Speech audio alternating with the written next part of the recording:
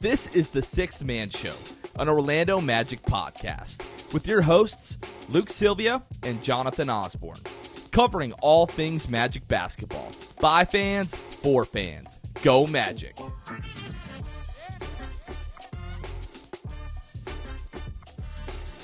What's going on, Orlando Magic fans? You guys are back with the Sixth Man Show. Today is June 19th, 2023. Jonathan Osborne here, back from vacation. The co-host, Luke Sylvia. What's going on, man? I'm back. I did not get sunburned. I did take one of my children to the ER at 2 a.m. Nice case of the croup cough. And I do not wish that on any parent because it is the saddest thing in the world. Our 8-month-old had it. Sounded like a seal, and when he coughed and was hoarse, it was terrible, dude. So it took him 2 a.m. Can you give us your best impression of that sound? No, I'm going to spare everybody. Not do that. But yeah, so it just was, man, but it was good. Being around family and all that. It was just my brothers and their wives and the kids. There's like 14 of us in total. And it was just a good time, man. It's always a good time. We try to go every year to New Smyrna. And yeah, man, it was good. I'm glad to be back, though. I was having FOMO. I cannot lie. On Wednesday night when you guys were recording, that's why I popped into the Zoom. But I just had to take care of the kids and stuff, so I couldn't really listen to it in real time when you guys were recording. But yeah, it's nice to be back, and we are finally here. The week of the draft has made its return. As exciting as last year was, and it was very exciting, I'm equally as excited, but also very nervous for this week.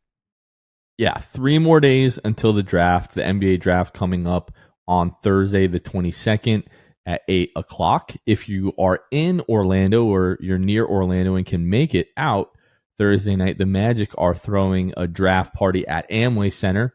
Doors are going to open at 6:30.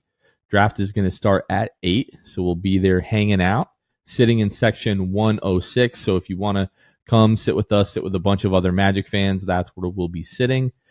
Always a good time. Good to see everybody. And if you're there, please come say hi. We would love to meet you. Or if we haven't seen you in a while, we'd love to see you again. So again, that's going to be this Thursday. Doors open at 6:30. It is a ticketed event. So if you don't have tickets already, you can go into your Orlando Magic app, or you can go to orlandomagic.com to get your free draft party tickets. You can reserve up to 4 of those. So you and 3 of your closest friends that may or may not be Magic fans, but have them come out. Again, Magic always do a great job putting on this event. And then after the picks are made, and when we feel like it's safe, that the Magic aren't going to do anything else crazy, we're going to be recording an episode live from Amway again this year. So really grateful for the opportunity, one, and just excited to be able to do that again, like to be in that atmosphere and still have all of those thoughts and emotions and the reaction being still pretty raw, and being able to go and make an episode and, just talk about the Magic like we do twice a week. But being able to do that right after the picks was a lot of fun this year, and I'm sure it'll be fun again this year. Or last year, not this year. Yeah, man. I'm very, very excited. Can't really emphasize that enough for this week.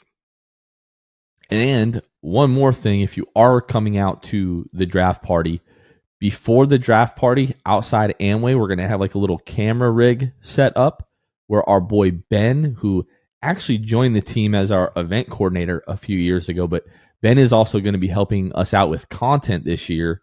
We'll be out there a little bit before the draft party to get your guys' thoughts on, what you want the Magic to do, get your predictions on what you think the Magic will do with their picks at 6 and 11. Are they going to keep them? Are they going to trade one away? If they keep both of them, who are they going to pick? Do they try to move up? There's a lot of different possibilities on draft night for the Magic. So we'll be out there with Ben before the draft party to capture your thoughts. We'll have a camera and microphone, all that kind of stuff set up. So we'll be recording content for the YouTube channel. And then again, when we feel like it's safe, Ben's going to head back outside Amway while we go to record the podcast. He's going to be getting people's thoughts as they're leaving the draft party on their opinions on what the Magic did or maybe what the Magic didn't do. So if you're there at all, if you want to give your thoughts and out to the world, we're kind of giving fans a platform to be able to share their thoughts and opinions on the team and what it is that they do on draft night. So be sure to seek us out. Seek out Ben again. We'll be like right in front of Amway. So that's going to be really fun too, Luke. Yeah. Luke, you missed this. I guess, well, the reveal we talked about on the last episode. But this week on Monday, the Magic revealed their 35th anniversary logo for next season. So for the Magic's 10th year anniversary, 15, 20, 25, 30, and now 35, the Magic have made like, definite like unique logos, I guess I should say, for each of those anniversary seasons. And the Magic revealed theirs on Monday. It is super similar to the one from last year, but in my opinion, if it ain't broke, don't fix it. And when you're using these retro logos, it is no secret. If you can see the tat right here, you know what is my favorite Magic logo. So anytime they use that, I'm going to be happy about it. But Luke, what did you think about the 35th anniversary logo? Yeah, I mean, from the jump, I wasn't like I knew that the reason I was excited about the logo was because I know that it implies what jerseys, right? And just getting it out there in the community of what era of Magic jerseys, they will be using in the upcoming season. You think that's what it is? I've never put that together. It's gotta be. I think it's gotta be because depends who you ask. There are some folks on Twitter who think it may not be a logo from that specific era. Right. Well, that's the fun of it, but it feels. Hey, speaking of anniversary logos, this cup, I didn't even realize this. I got the 25th. Yeah, I'd have to go and look and match up jerseys to eras and all that kind of thing, but I feel like there's got to be connection. And so that's why I was excited about the logo. I don't really care about the logos per se like that for like the anniversaries. I care more about the jerseys. I think everybody cares more about the jerseys, but it is really cool to just see us continually embrace that era. And I'm excited to see what the jerseys look like because that's got to be coming next. I don't remember when they were announced last year's, but it's the next thing in that whole process, I'm sure. So I don't mean to be confrontational when I say this, but this is the 25th anniversary logo. There's nothing about this logo, I think, that really... Well, no, there's kind of like black pinstripes in the back. So there may be something to that theory because this year, the 25th anniversary season, which was the 2014-2015 season, they used the black pinstripes that year. So maybe there's something to your logic. We'll have to wait and see it. My guess is probably going to be at least another couple of months before we start to see like official jersey reveals. If I'm not mistaken, last year it was like August or perhaps even September. But the fact that we're getting another throwback jersey is a win for everybody. People have been begging for that for literally years, probably since the last throwback jersey that we had in 18-19. So you can't go wrong with throwback Magic jerseys unless you're going with like the mid 2000s, like just plain block jerseys. Those were absolutely terrible. I know you're not a big fan of the Stars because you say they look like pajamas, whatever. Everybody else loves them. So if they're the Stars or if they're pinstripes, it's like almost impossible to go wrong, I think. Yeah, we'll see. We'll see what they do. We'll see. If it's Stars, I'll be a little irritated, but we'll see. If it's Stars, you'll feel a little bit irritated. Will you buy it if it's Stars? Mm-mm. Wow, that is blasphemy. I'd buy Paolo and another jersey. Oh my goodness! All right, just wanted to give a quick shout out to our boy Kobe Price. I know we mentioned a few episodes back. If you haven't heard already, Kobe Price is leaving the Orlando Sentinel. He's not going to be covering the Orlando Magic anymore. He's moving to Los Angeles to cover the freaking Lakers. Like if you grow up wanting maybe not a specific team, you just want to be like an NBA writer. Not many better jobs than covering the Los Angeles Lakers. So we've mentioned this, but incredibly like well-deserved from Kobe. But the 22nd, the night of the draft, is going to be Kobe's last day or last night covering the Orlando Magic. So once again, we just wanted to wish Kobe Price well.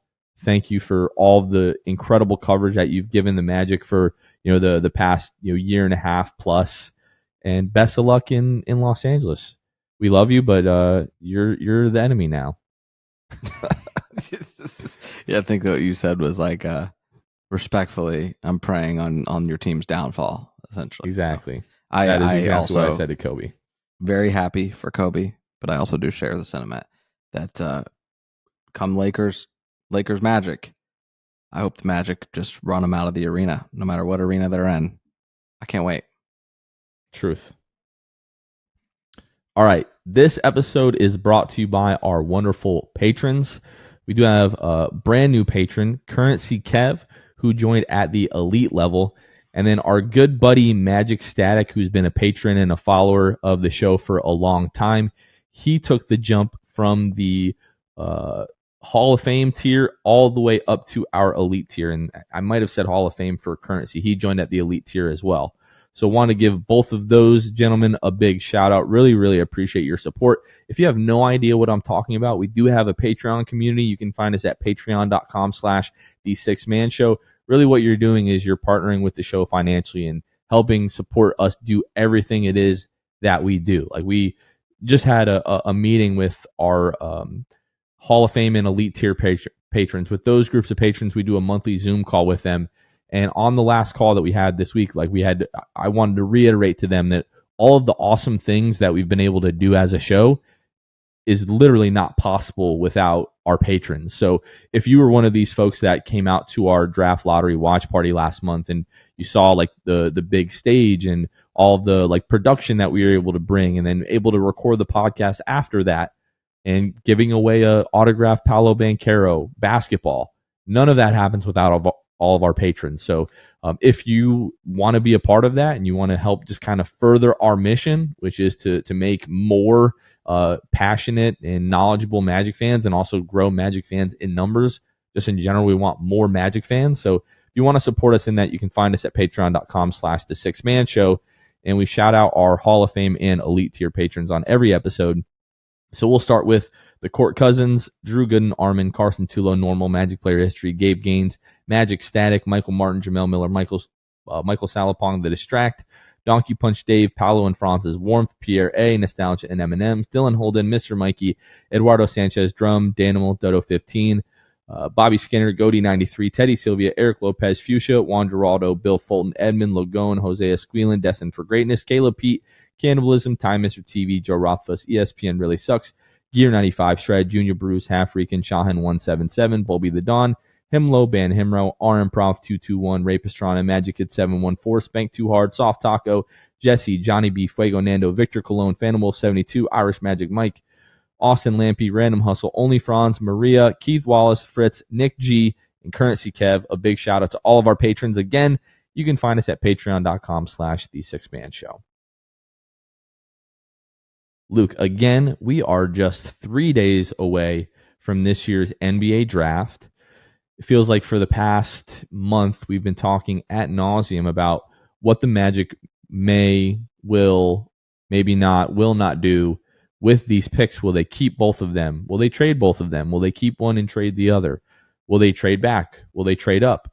They keep the picks. Who are they going to pick? Well, what if this guy's there? Then who will they take? What if that guy's gone? Will they trade back? Will they reach for this guy? We've been talking about all of these scenarios now for the past month with a multitude of guests and draft experts and just NBA experts in general. What I thought might be helpful or fun, at least, again, we got just 3 days left until this draft happens. I don't know how much more analysis we can really give at this point. We've had so many people on talking about all of these players. What I thought might be fun is for you and I to go through like a Magic mock draft, almost like a Magic big board. So what Luke and I are going to do, we are going to start with the first pick and we'll say, okay, if the Magic were in this pick, the first pick, who would they take? Obviously, it's Victor Wembanyama. Everybody knows that. So we'll go from 1, then we'll go to 2, and we'll say, okay, Victor is gone, number 1. If the Magic were picking second, who would we take? All right, we'll go through our takes, then we'll go to third. All right, let's say the Magic were picking third, and this guy is gone, and this guy is gone. Now who would we take? So Luke and I are going to go 1 through 11 because right now the Magic hold the 6th pick and the 11th pick. I don't expect us to be picking in the first round later than 11 unless they decide to trade the 11th pick and trade back. So we'll kind of go through this exercise and really just see like, hey, these are the guys that we really value and really like. And hey, are we willing to take a Grady Dick at 6? Are we willing to reach for this guy because we really like him? So we're really not coming at this from like overall talent, but just if the Magic were in this spot and you were the one making the decision, who would you pick? Yeah. So Luke, do we need to start at 1 or? No, I mean, I think it's we kind of know that one. all right. So let's go to 2. So Victor Wembanyama is off the board. Doesn't matter what team took him. The Magic have the second pick in the draft. Who are you picking and why? Here, I'm gonna be picking Brandon Miller, and I think that Whoa, this is all right. This is gonna be more entertaining than I thought. yeah. So I'm gonna be picking Brandon Miller, and the reason for this is because I just feel like we've heard report after report that Scoot has been, struggling in workouts or just maybe not what they thought and all of that, right? And that's what comes with the territory of being in the G League. Like, yes, it's just very different. And the game is different than college. Evaluating them, scouting them is different. Not to say Scoot doesn't go 3, right? In my mind.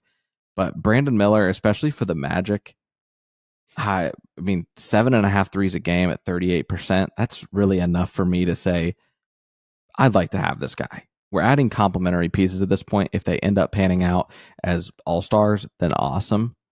But I'm adding a guy that can contribute, and I think Brandon Miller will be able to contribute right away. And I feel pretty good about Brandon Miller at 2. So 2 for me is Scoot Henderson. There's been so much Brandon Miller to the Hornets talk. I think I might have mentioned this to Kevin on one of our last couple of episodes. It's starting to feel a little bit Jabari Smith Jr. at 1 to me. Like, it's being talked about so much that like I really expect it to not happen. And over the past, I mean, really for the last year, since Paolo has been the pick and was immediately so evident, like in Summer League, of, hey, this is why this guy was the pick and that other guy wasn't. I've been trying to kind of like self-analyze. Like, where did I go wrong in thinking Jabari Smith was the pick? And I don't mean this as like a cop-out, and I understand this is going to sound like a cop-out. I think I was just so blinded by the media smokescreen, everybody saying it's Jabari, it's Jabari, it's Jabari. I'm like, if they really know this, there must be something that I'm not seeing. And we said that multiple times. Like, this guy doesn't look like the number 1 pick right now. But if this is a guy that the Magic are convinced could turn into a number 1 option down the road, then he's your pick at number 1. Like, if he's your guy, he's your guy. And this time around, regardless of what everyone's saying, I'm just kind of sitting back and looking at the 2 prospects in a vacuum. And I just don't really see the argument for Brandon Miller over Scoot Henderson, regardless of what we've heard in workouts. I know, like, the Charlotte workout, especially, heard that he performed really well in that one. Just looking at the tape and like looking at the amount of talent, like, to me, it's not even really particularly close. I think there's 3 tiers at the top of this draft. Victor's in his own, Scoot is in his own, and then Brandon Miller is in his own as well. All the other kind of fit stuff, the Magic at some point over the next several years are going to have to make some really difficult decisions that in the moment are really going to hurt. I think back to 2021, the trade deadline, when they moved Nikola Vucevic, absolutely broke my heart. But we're sitting now a little bit over 2 years past that. If you ask me if I would do that again, I'm doing that every single time, because in the long run, it was what was best for this team. And I think there's a real path to, if the Magic were to draft Scoot, I don't think it's going to happen. Although we've heard, in air quotes, that the Magic are desperate to jump up to number 2. There was a report that came out today from some podcast that the Magic are desperate. Every team would love to trade up to number 2. It doesn't mean anything. We learned last year, nobody knows what the Magic are doing, especially when it comes to the draft. But you take Scoot, and I don't know if it's Jalen, I don't know if it's Cole, I don't know if it's Markelle. Sooner rather than later, one of those guys probably will not be here. There's going to be difficult conversations. Fans are going to hate it at first, but we keep saying, trust the front office. And if they were in the position to draft Scoot, and they drafted Scoot, and the writing is on the wall that one of our guards is probably going to be out at some point, I would trust that they're going to figure it out. So then at 3, you've got Brandon Miller, I'm assuming? Yep, I sure do. Okay. For So all the reasons flip-flopped that you mentioned. Yep. So I'm I've obviously there at that spot got Scoot there at 3. Who is your fourth option here? Say it. It's Amen. Okay. It's Amen Thompson. And I don't love the fit for the Magic. Just when I look at him compared to the other prospects in this draft, he's just so talented at everything else except shooting the basketball. And I know how bad that sounds, but I don't feel comfortable at the 4th pick passing up that level of talent for a guy who I may think is a better fit. Amen is a guy who I also feel like is kind of in his own tier. Like, I don't think he's quite there with Brandon Miller, but I have him above like Jarris Walker, Asar, his twin brother, Cam Whitmore. I have him above these other guys. And we already have a point guard in Markelle Fultz who does a lot of the things that Amen does. And we all love Markelle. Like, we don't hate the fact that Markelle Fultz is on our team. So if Amen could be better than Markelle potentially, because that's what you're betting on if you're taking that kid at 4, if he just can't shoot, and it looks like Markelle will never be able to shoot. There are so many people that are like married to Markelle being the point guard of this team for a long, long time, and I would not hate that whatsoever. But if the Magic decided we really believe in this young kid that we're taking with the 4th pick, and he's our point guard of the future, again, we're gonna, and I might get killed for this on Twitter or YouTube or wherever, but there's gonna come a time, it may not be Markelle, but there's gonna be somebody that we really believe in as a fan base that the front office is going to say, you know what, we believe in a different guy just a little bit more, and it's really going to hurt. But if we believe in this front office the way that we all say that we do, I'm just going to trust that they're making the correct decision. And I just have a hard time seeing a team at 4 passing over that level of talent. So I'm going to say something, and you got to tell me if I'm crazy. Just complete transparency. I'm really not, and maybe I should. I probably should, but I'm not relying a whole lot like on a bunch of like scouting videos. I'm doing a lot of reading on just articles, mock drafts, full evaluations of these guys. I'm gonna read you. I won't reveal this yet, who I'm taking here. I'm gonna read you. So Kevin O'Connor does, as we know, the mock draft for the Ringer. And he lists, I really love it. He lists like attributes, and gives them names at the top of their evaluation. Here's the evaluations for the person that I would be taking in this spot. I just want to say one thing really quickly. Kevin O'Connor was a huge Mo Bamba guy. That's fair. I love Kevin O'Connor. I love his work. I feel like he's fantastic. But I've learned that I can't take what Kevin O'Connor says as gospel. To be fair, Kevin O'Connor does not have this guy going at the spot. Okay. All right. Yes. So no, he does. No. So here's the topics for this player: positional versatility, athleticism, feel for the game, and quote unquote got that dog in him. To me, it just screams Orlando Magic.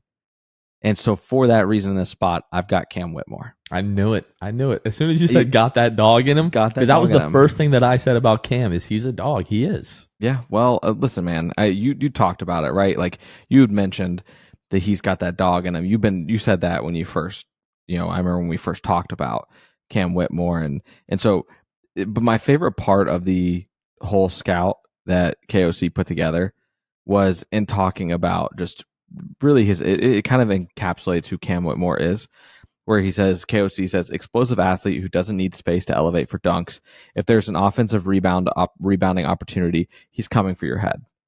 And I just think that with that kind of blurb of that, as well as the characteristics that are listed that I talked about, he feels like a Magic guy to me. Just kind of tenacious, going to do the right things, going to hustle, going to make the right plays.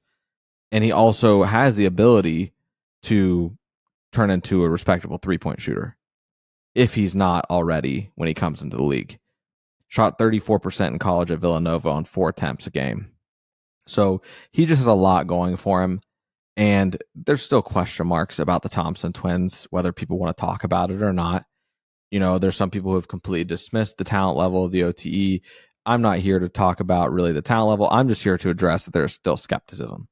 And so for that, if I'm the GM, if I'm the front office, just feel more comfortable with Cam Whitmore. That is not to say I feel more comfortable about anybody else in this draft over the Thompson twins, but I do feel comfortable with Cam Whitmore and taking him in this spot.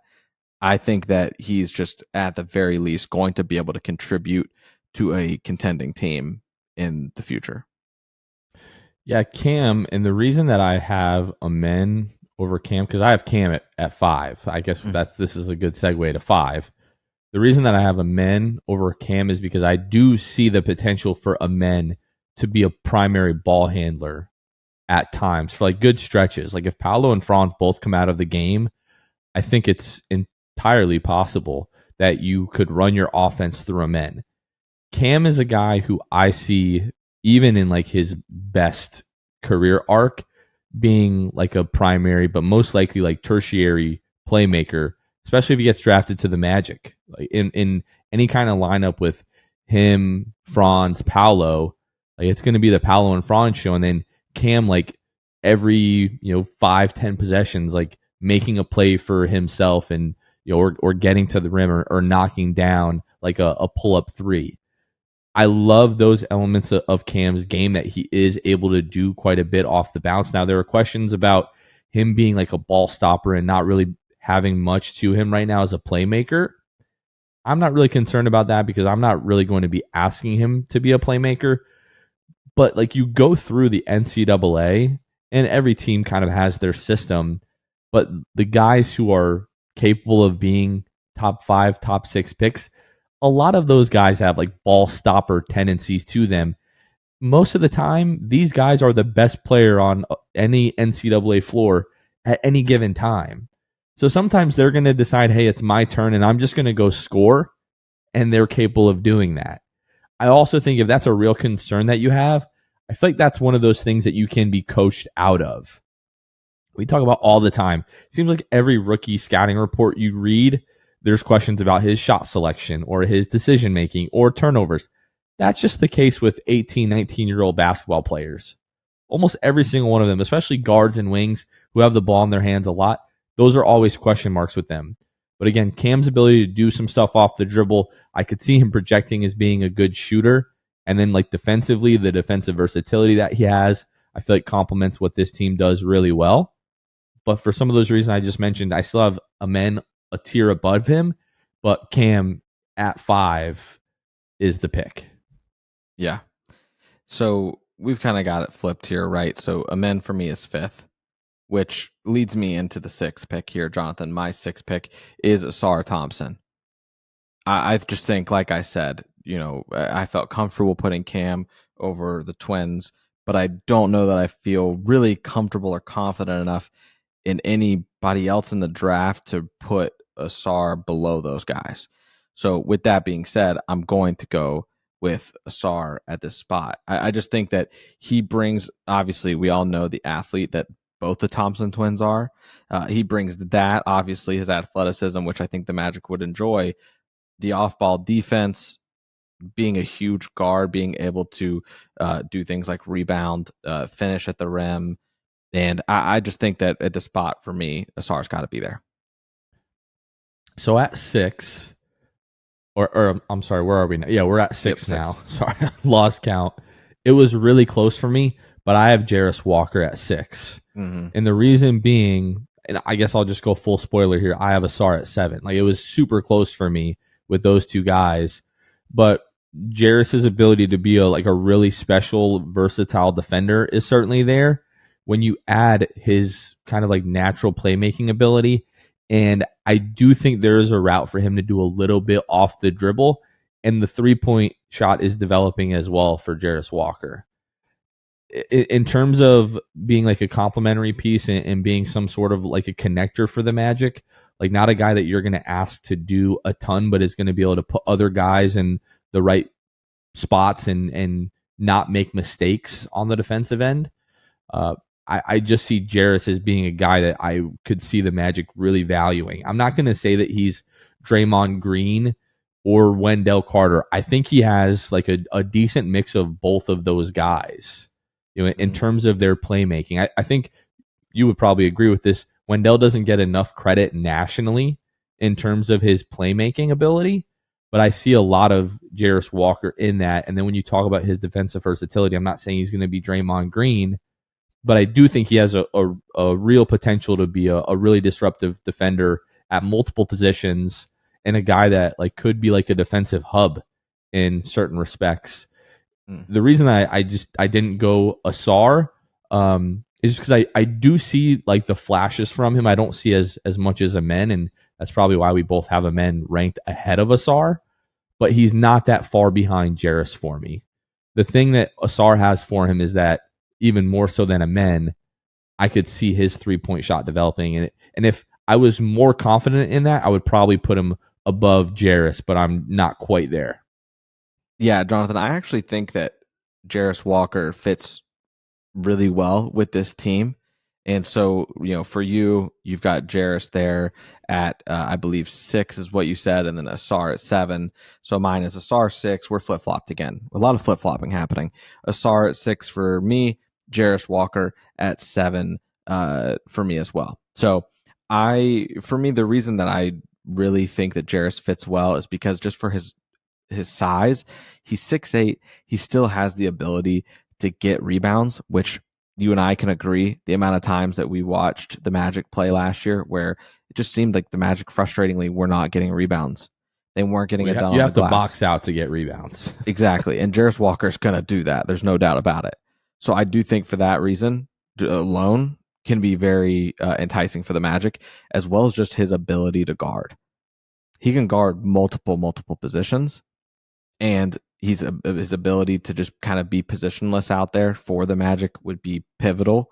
And just the way that this team runs, right? If you're looking at guys where you got at this point, you could be looking at 4 of your positions being like 6'9", 6'10" at any given time on the court.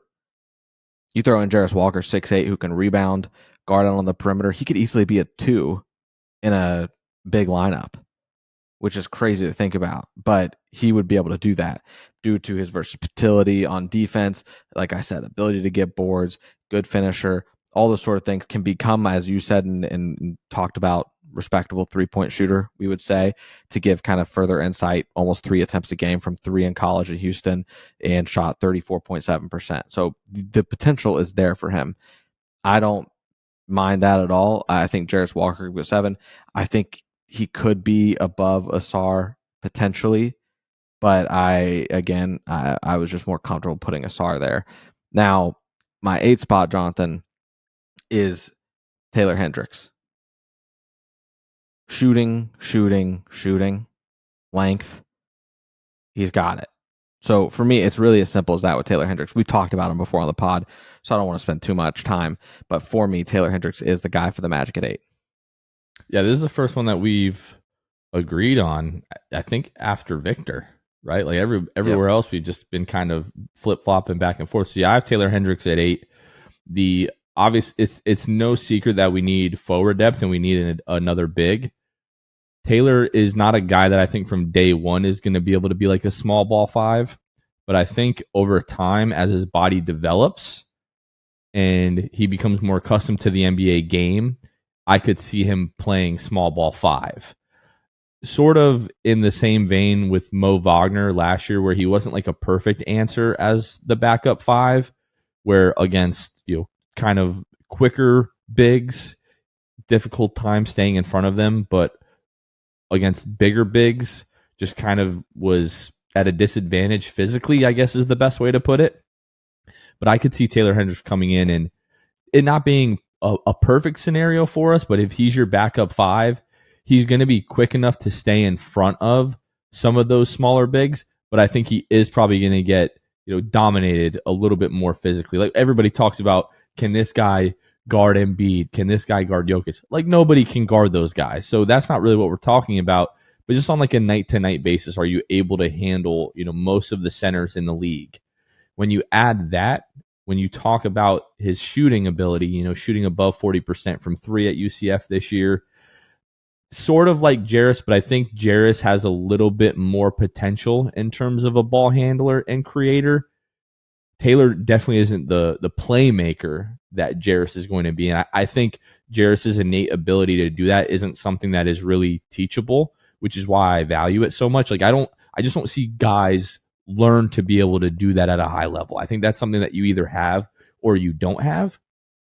But when we look at the playoffs and what wins, you usually need a good shot blocker around the rim and a guy that can, you can run, pick and roll with, potentially can pick and pop, but a guy that you can throw up lobs to and finish at the rim. And Taylor Hendricks can definitely do that. I don't love like comparing him to Mo Bamba because Mo Bamba is like the last big shooter that we had that kind of turned into a little bit of a project. But if you're comparing Taylor Hendricks to Mo Bamba, first of all, they're not the same size, so it's not really apples to apples. But just in terms of their game, Taylor Hendricks already, I believe, is a better shooter than Mo Bamba was when he was drafted here. When we talk about energy and motor and drive, I think Taylor Hendricks has more of that. And I was begging Mo Bamba to roll to the rim for like 4 years. What was it, 4 or 5 years that he was here? And Taylor Hendricks gives that to you. So, yeah, this was kind of a no-brainer for me at 8 would be Taylor Hendricks. Okay, so we've both got Hendricks at 8. It's a miracle. We agree on Taylor Hendricks.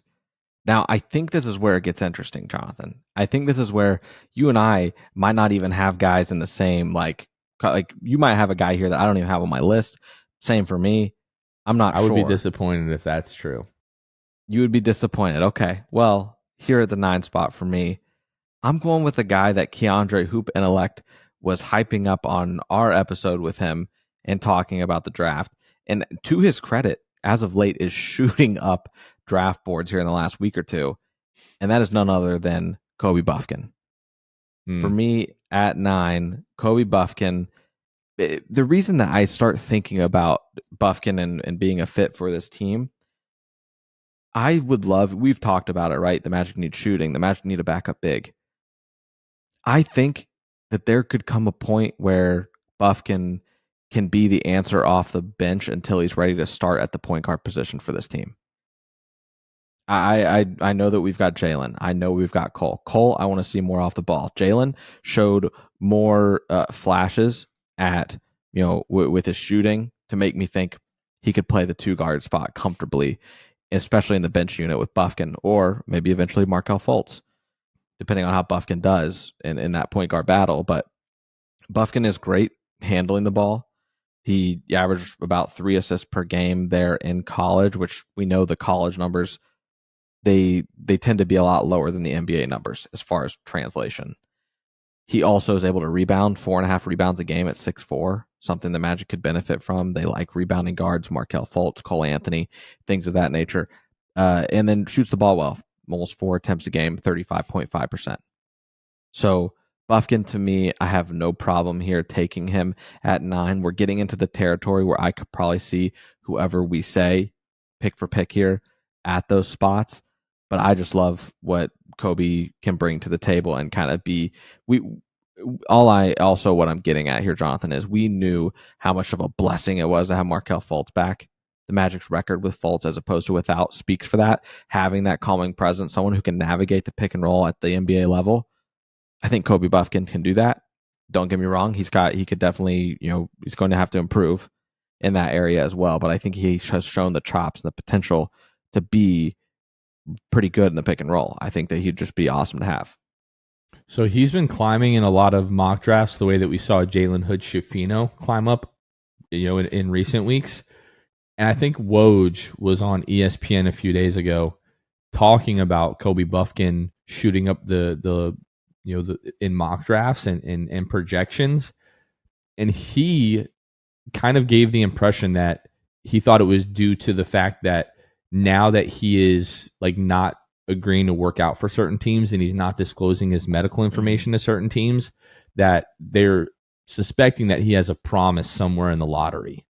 And because of that, and I'm paraphrasing here, but based off of what Woj was saying, that other teams might be like, wait a minute, is there something about this Kobe Buffkin guy that we are not seeing since another team has promised him?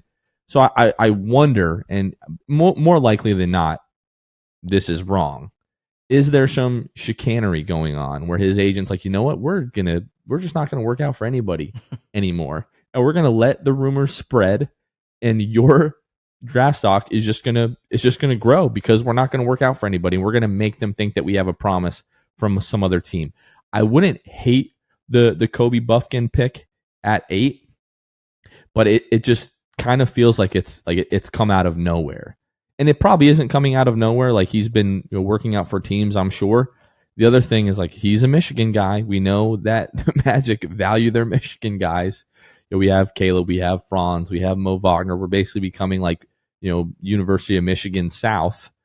But yeah, so I don't have Kobe Buffkin on my list at all here. Number 9 for me is Grady Dick, a guy that we've been talking about for months and months and months. I don't really need to speak too much to the fit. Incredible shooter, has the ability to be a great off-ball shooter, movement shooter, all those kinds of things. Has a little bit in terms of attacking closeouts. He's not a great defender, but he's not a cone either. I think he can grow there. And then also just like the stuff, in terms of like feel for the game, finding guys off cuts, offensive rebounds, stuff like that. Just, it is such a need for this team. And Grady Dick is arguably the best player in this draft at that shooting. And he brings other things to your team, in terms of defense, hustle, feel for the game. And I do think there's the chance, I don't think that it's super likely, but I do think there's a chance that eventually he becomes more offensively than just this guy who's going to knock down open threes and that you're going to run like pin downs for and stuff like that. So number 9, I've got Grady Dick. Okay. So for me, number 10, we talk about the backup center position. I'm going Dereck Lively. Dereck Lively averaged 2.5 blocks a game in 20 minutes at Duke. The dude just is able to alter shots, block shots, and provide just a tenacity there on the offensive end as well. I've seen a lot about him being a lob threat. I would love a good lob threat. Just somebody that is just consistently looking, putting his finger up to the sky, telling him, throw me one. Just would be electric in Amway. You need a backup big at this spot. I do not hate at all taking Dereck Lively there at the 10th. So 10 for me is Jordan Hawkins, and really a lot of the same thinking for Grady Dick. Shooting. Like Taylor Hendricks, Grady Dick, Jordan Hawkins, all shooters. If it's not going to be Grady Dick, for me, it's Jordan Hawkins. Like, if you're waiting to get your shooter at 11, I know we're not quite to 11 yet, but in the Magic's case, if you're waiting to get a shooter at 11 and Grady is gone at 9 or 10, to me, it's Jordan Hawkins. Arguably just as good of, if not a better shooter than Grady Dick. You could probably argue that, especially on the move, he's more advanced than Grady Dick is currently, and has shown sort of the same flashes. Maybe some more flashes of being able to do things off the dribble and finish at the rim more so than Grady Dick. But in terms of like defensively, Jordan Hawkins is a guy who is going to have to fill out a bit more to handle some of the more physical matchups around the league, but is going to be able to hold his own there. I think maybe not from day one, but probably not too long after that. But the biggest thing for me is the Magic have to come away with shooting from this draft. So for me, 10, Jordan Hawkins. Okay. I have a question. In looking at mocks, I've not seen a ton of Jordan Hawkins like super high. I'm seeing, for instance, pull up right now, I have a couple. One that I'm looking at right now, the Ringer KOC's got him at 21.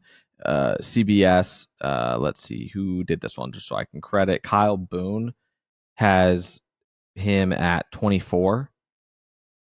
I don't know what I'm missing. Dude shoots 39% from 3. You would think that he'd be up there higher. In mocks that you've seen, Jonathan, is he mocking in the 20s for you too, or am I just looking at the wrong ones?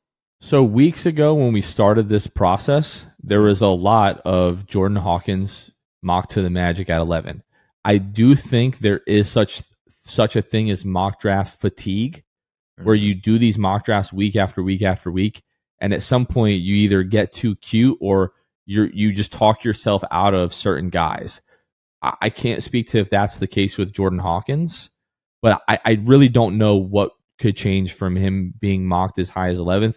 And I've read, rather, then Jordan Hawkins has been shooting the lights out in all of his workouts, which I'm really not surprised by. But yeah, I've seen the same thing. I think really even earlier than the last couple of weeks, I think pretty early on, Kevin O'Connor has always kind of had him mocked in like the late teens or in the 20s. But more and more mocks, I'm seeing that. And I do think that there's a chance that you just make mock after mock after mock, and your thinking changes and you move certain guys up, you move other guys back, and you may not even really know the reasons why you're doing it because you're just doing it again and again and again. And like, for example, I'll go back to the Jabari Smith Jr. thing last year. Jabari Smith, as early as like January, February, was talked as being the number 1 overall pick. And really, like, if you just look at even Chet Holmgren, it was pretty clear who was going to be the better player early on, but you keep hearing things and you kind of talk yourself into it. So I don't really know if the Magic are going to use both picks, even if they're like reaching a little bit for Jordan Hawkins. I'm fine with it. If your goal is to get your guy and to get shooting, reach a little bit and leave happy that you got your guy. Yeah. So I was curious about that, and for me, my 11 spot is Grady Dick. So like I said, 10 for me, Lively, 11, Grady Dick. I think for the same reasons that you talked about, Jonathan, really not much else to add there. Guy can just shoot the crap out of the ball, get him on our team. That kind of rounds out my 11. 11 for me is Derek Lively. So when we talk about needing a backup 5, a guy who is a rim protector, is a lob threat, has, I don't want to say shown potential as a shooter, because you really shouldn't take too much from like these pro day workouts. But the pro day workouts that we saw, he was shooting the ball pretty well, and the form didn't really look bad at all. So I'm wondering, like, can that guy eventually grow into a little bit of a stretch big? Who knows? But if the Magic need a backup 5, if you're picking at 11, and Derek Lively is the guy, I will not be mad at all. So I have Derek Lively at 11.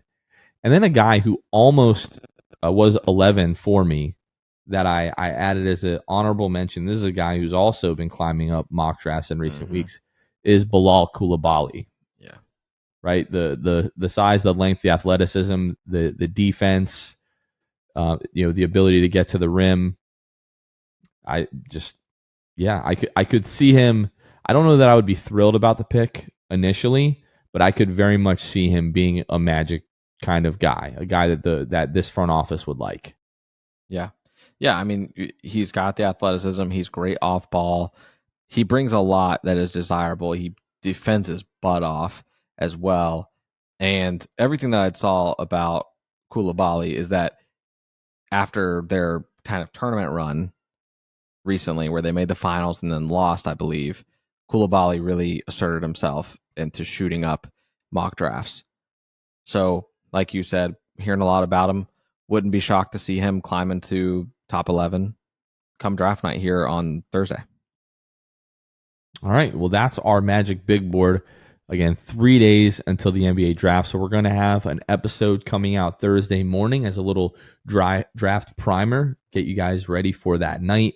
And then we'll have an episode coming out Friday, maybe even Thursday night, who knows, as quickly as we can once the picks are made. Just kind of talking about what happened with the Magic draft and giving our opinion and kind of looking forward beyond that. So again, we've said this a ton of times, but if you all are going to be in Orlando Thursday night, they're going to have the draft party at Amway. Doors open at 6:30. Tickets are free. Go to orlandomagic.com or get them in your Orlando Magic app. And then the draft starts at 8 o'clock. Before and after the draft, we're going to have our boy Ben outside Amway getting your predictions and then getting your reactions after the draft. So be sure to seek us out if you want to be on the YouTube channel. This is your chance, folks. So be sure to do that. But Luke, I think that's it. I think that's going to wrap this one up. Yeah, absolutely. Can't wait for Wednesday night when we record for Thursday. It's going to be an exciting week. I was talking to producer Kevin about it the other day. It was just like, man, I'm nervous. There's so many different things that this front office could do that, the Magic might not even use both picks in the first round. Probably won't use that second round pick. There's just a lot that can happen on draft night. Nervous excitement, more so nervous just because anytime a team is making decisions about what guys are going to be on the team, anything can happen. So looking forward to it. But that's going to do it for this episode. For Luke Sylvia, this has been Jonathan Osborne. You all have been listening to The Sixth Man Show, and we will catch you guys next time. See ya. Thanks for listening to The Sixth Man Show. Be sure to subscribe on iTunes and Spotify to get new episodes downloaded directly to your phone. If you enjoyed the show, please take a minute to give us a 5-star rating and a review. It helps out the show a lot. Follow us on Twitter, Instagram, and Facebook at Sixth Man Show. We'll catch you guys next time. Go Magic!